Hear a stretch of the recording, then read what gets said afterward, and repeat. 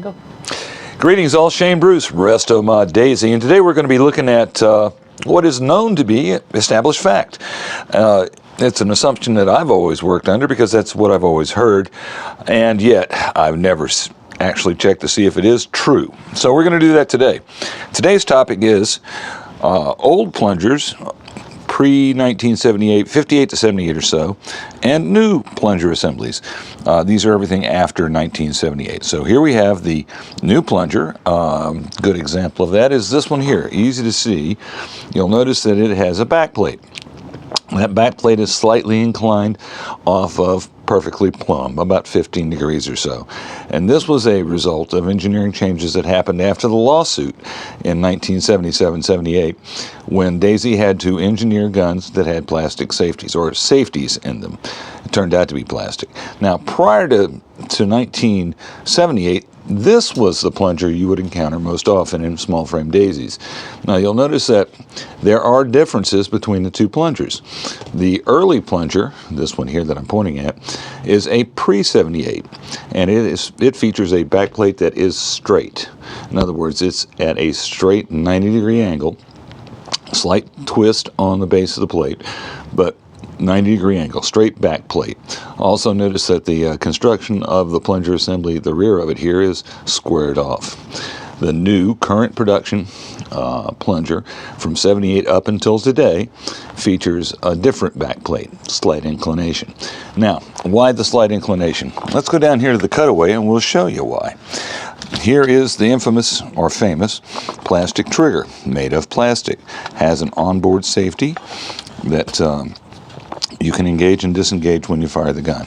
Now, to finish the comparison up, this is the trigger for the pre-78 guns. Folded metal, very simple, very robust, and you'll notice that it's a little different than the trigger that's in the gun right now. Well, this trigger works with this back plate, but Daisy, common knowledge is it won't work with the post-78 plunger assembly, and likewise the post-78 plastic trigger will not work with the pre-78 plunger assembly. Anyway, And now it is time common to show you. common knowledge this is.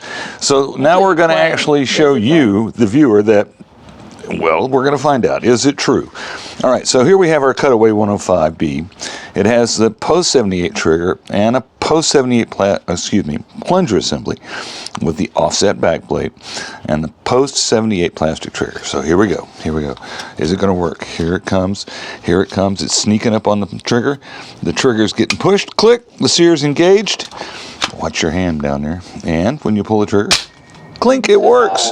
So we can prove conclusively, probably unnecessarily, that the post-78 guns that are built to work with each other do in fact work with each other.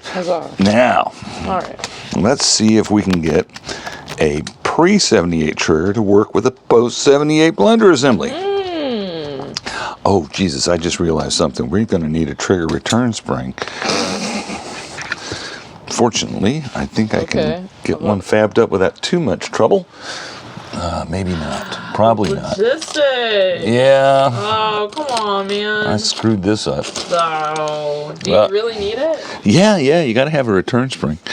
Hang on. Let me get a return With the spring. amount of videos I've filmed watching you do this, I would know all this information. Yeah, you would think that I would know enough to get everything staged up right, but Hindsight is 2020. it is. But what are we gonna do today? We're going to swamp this buttstock that has a trigger return spring.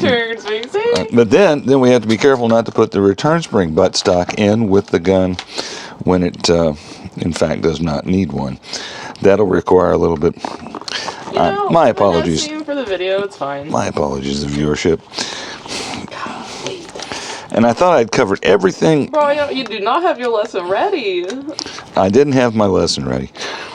I forgot one critical component. Yeah, it happens to the best of us. So sooner. You're not having to make a whole PowerPoint and an Excel sheet on why. Oh, geez. Don't even get me started That's what we on need to have next time in the background is a PowerPoint going. Why? For funsies. I don't know. All right, well, hang on. We'll get her appropriately. I'm not pausing this, dog. This is real time in it. Yeah. Okay. Yeah. All right. Let me get this out of the way. All right, so now we need a stock without a trigger return spring and a stock with a trigger return spring. All right, so continuing on with the disassembly. Back to this, what we were originally talking about. Let's get this plastic trigger out of the gun, and then we will drop in the folded steel trigger. Now, be advised, this is not something you can just go and do. You have to be able to have a receiver that's got the appropriate holes drilled to make this work. And the 105 cutaway, as you'll notice, has numerous holes drilled in it so that it will work with either system. All right, so now we're going to take our plastics out, metals in. Plastics out. We're going to put our metal trigger in. We're going to put our metal trigger in. We're going to install it. Well, it kind of like flops around in there. But that's okay. Somewhere over here I have a nut. And we'll be able to secure this enough for testing purposes. All right. So now our metal trigger's installed. And we take our buttstock with the trigger return spring. Did you see me point at that over there? Oh, no, I didn't. Sorry. That is a trigger return spring. Boom, boom. You'll notice this does not have one. Like when you said it, I knew kind of what it was. But all right, so now, it took me a minute. Let's get this installed. Okay. Now here's a little fun fact. This is a 11140 Red Ryder buttstock, and you'll notice that it goes right into the 105B receiver. Aha. Well, I mean, the holes haven't changed on those locations over the years. And you'll notice that our hole for our steel trigger, God, that's a stiff spring. Yeah. All right, so now, will the post-78 plunger lock up with a pre-78 steel trigger? And the answer is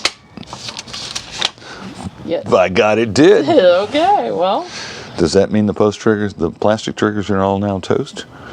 No, because you can't get these except for spare parts, and it does work. All right. Well, there's one thing that's just been dispelled. You can use a post 78 plunger and a pre 58 or a pre 78 small frame daisy. Let's see that again. Nice. Whoops, wait a minute. Oh, wait a minute. This has got a sliding spring block in it, too. Is that why it's doing? No, but that's why we didn't have to pull the spring plunger out. Oh, nice. That's a whole different video, isn't it? We're going with it, whatever. My prep was not as thorough as I thought. Anyway, right. So it's heavy, though. God, it's a heavy trigger. But it will work. All right, I'm kind of amazed. All right, so we'll continue on with the purposes of the video. Yeah. But we've just dispelled part of our assumption, which is that the literally the whole pre-conversation of this video. The pre-78 trigger will work in a post-78 gun with a post-78 plunger, and we know that the post-78 trigger will work in a post-78 gun with a post-78 plunger. Okay. So now we need to take this out and switch it with this, right? A square back, yeah. All right. We're focused there. Let's go. Right, so let's pull the.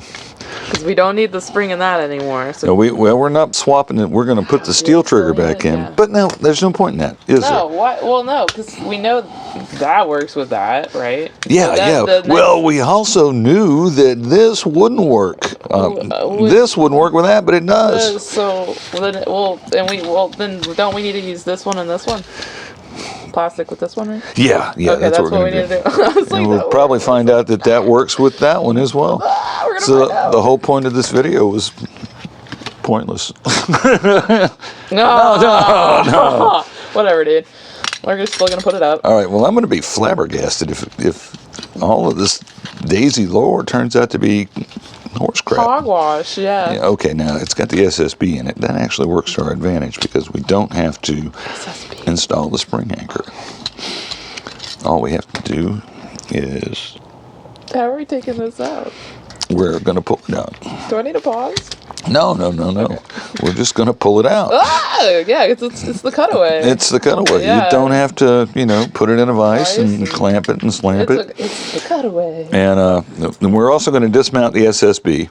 Oh, there's a beauty. That's a Resto Mod special there. I'm the only guy that builds these things. Hang on a second. I do have to run over here because this is where I've got my hole.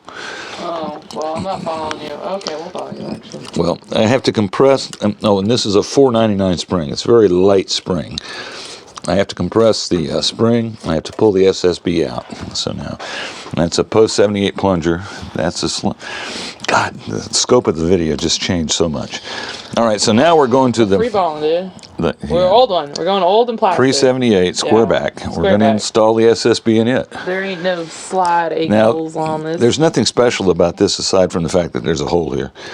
Well, I mean, the viewership wants to know how you do it, Dad. Well, yeah, but, I don't want people to ask me, where did you get the hole? And, how do I make that hole? Well, you just make a hole. You probably don't need to be working on it. All right, so now we have the, God, we're so far off topic. It's fine. It's free balling. It's first day of December, Dad. We'll start with the chaos. We'll take the 78, we'll stick it back in the SSB. Get it back in there. If we can. Boy, something's fighting with us. You don't like it. I'm trying to figure out what I'm... Oh, I got it. I'm going to get that pressed in nice and hard. All right. We should have taken the lever out. Oh, well, But we didn't. All right, and here we have a little bit of a flex problem. All right, so now we've got our square back plunger almost installed. Oh, there goes the lever. I'll get it. No. You're a camera person. I'll pick it up. No, it's fine. You're missing important stuff up here. No, we're really not, are we, though? All right, so now we've taken our post 78 plunger, and we've kind of asked it politely to go back in here. Shove it in. And there we go. There we go. So now it has the SSB, so no spring anchor. All right. So we can stick our lever back in now. Now, this is a good example. Once again, multiple points of drill points. That's for the high trigger, this one. The steel trigger uses the higher number. That goes up here, actually.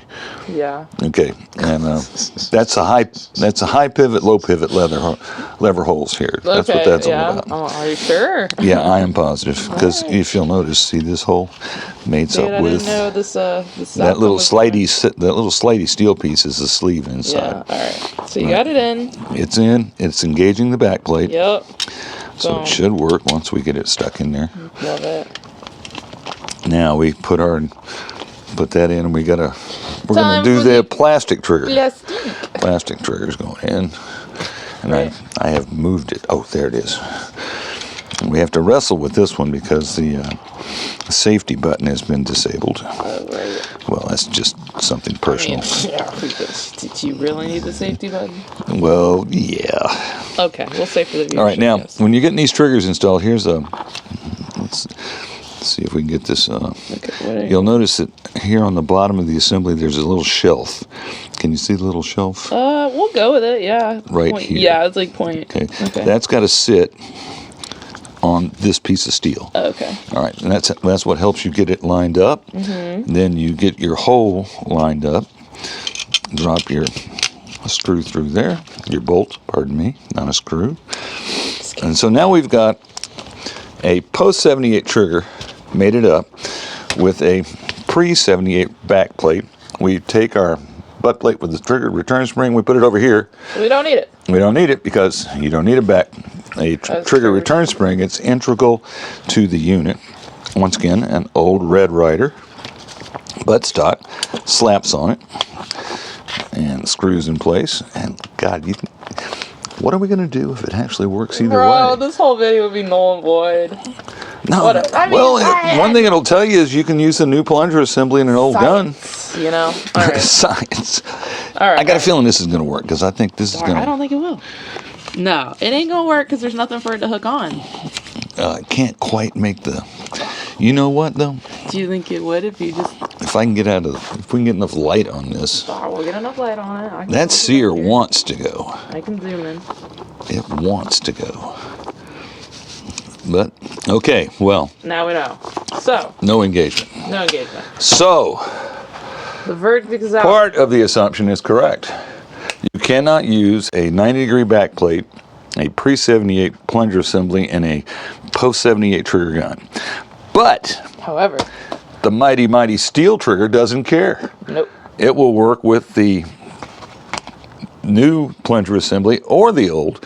So and the whole purpose of this video was to set me up for showing people how to convert. This is a sad part, kids. Oh. I went to a lot of trouble to be able to show you how to take this back plate and convert it to that back plate, just using its existing parts. And we had a sample unit here that I had finished up that didn't look all that horrible. I don't know what I did with it now. Or is it those? You know, I thought it was one of these. No, that's... Well, oh well. Well, damn. Anyway, okay, here's what you do. You take this back plate. If you want to make this totally unneeded piece of equipment, because you obviously don't need it, if you've got a metal trigger gun, you can run this plunger assembly. That's the takeaway bit. Anyway, love that. You take one of these and you knock these two, you file those down flat so that you wind up with a piece that looks like this. You basically file the braids off. Then you can take this piece and move it from here to there, and then you can use your TIG welder to make a really horrendous looking weld on the backside. Oh, that is pretty I had one that was all prettied up too.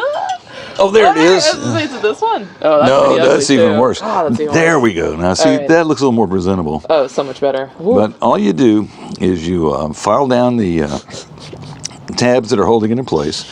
You move it so that it's not in the slot anymore, just it's horizontal, not at 15 degrees or so. Yeah.